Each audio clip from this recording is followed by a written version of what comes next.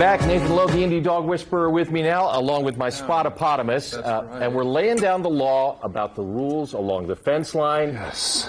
I'm supposed to be in charge, not Spots. Right, and the thing, this is one of the most common things I get called for, fence line issues. My dog, they'll say, is perfectly great inside, and my clients tell me, but when it comes to the fence, and somebody comes, they go crazy at the fence.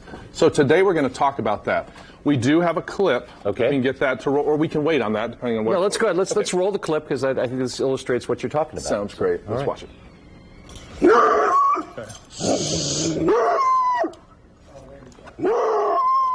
Easy.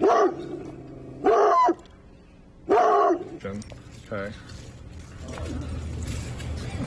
Oh, no, this is interesting. We'll see. There we go. Okay. So, hey. Hey.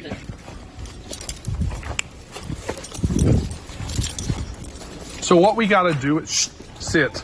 See if he tries to run. That's what that's for. There we go. So you go. Hey. Nathan, what are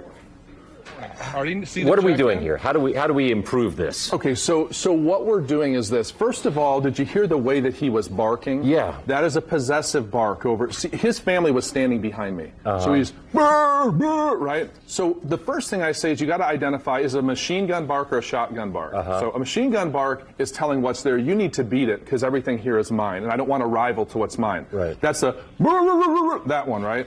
A shotgun bark is just the with a pause. Yeah. That one's letting you know, hey, somebody's here. What do you want to do about this? And that's okay. That's we a want good that. one, Yeah. right. Now, if there's a threat that runs up to your fence, your dog will do a machine gun bark, but that is a threat bark. That's reserved for a threat or for your decision. That's not the dog's decision to ward something off unless it's truly dangerous. It's not if it's just walking by. So, what I did with this dog, Chewy is his name, first of all, I understood what he was doing. What he's saying is, you're a threat to what I claim here. So that's a message I don't want him giving, because I decide that. I reserve the right to chase off something, not you. And so he's asserting authority instead of me. So what I do is I come to the fence. So did you see how I position myself with the fence to my back? Right. For a dog, what you put to your back, that's what you're claiming. Okay. If you tell a dog from behind him, come here, stop it, hey, but... Not you, Spot. Sorry. He looked at me like something was wrong. You're doing good. So when I tell them from behind, dogs speak body language. They don't speak verbally. I have to get in position to the fence and say, back off. And do you see how I kind of charged at him a little? That's dog speak for, this is mine and you need to beat it. Now, I'm sure it varies with different dogs, but how long does it take for that correction to become protocol? That's a very good question. You know how long it took me was 45 seconds. Yeah. But that's because his only reference to me was authority. See, what I had to work with the family on is they had been letting him do a lot of things where he felt parental in the home. I see. So if they try to correct him, he's going to say, I don't think so.